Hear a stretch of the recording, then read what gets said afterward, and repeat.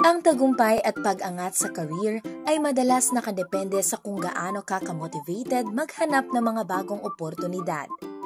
Ang motibasyon ay isang bagay na nasa kontrol mo at malaki ang epekto nito sa quality ng trabaho mo at sa takbo ng buong career mo.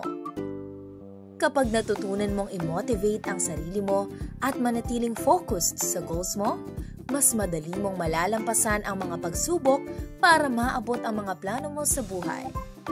Kaya ito ang ilang mga tips for staying motivated at work. Balikan ang bakit mo. Tanungin mo ang sarili mo, bakit ko ginagawa ito? Para sa pamilya, sa goals, sa sarili?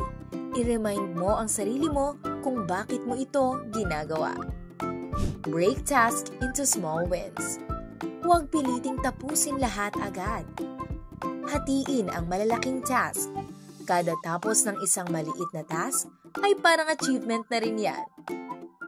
Iset ang mood. Music, ambient sounds, or kahit scented candle kung work from home ka, malaking bagay ang comfortable at inspiring workspace. Alagaan ang sarili mo.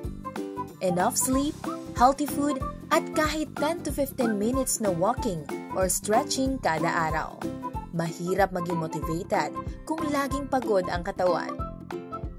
Celebrate small wins. Nagawa mo ang isang mahirap na task? Reward yourself. Kahit simpleng milk tea, Netflix episode, or 10-minute scroll sa social media. Motivation allows you to perform important work tasks with high quality and efficiency. This can give you a feeling of accomplishment as you complete each task and help you stand out to supervisors and managers for advancement opportunities. You can do it!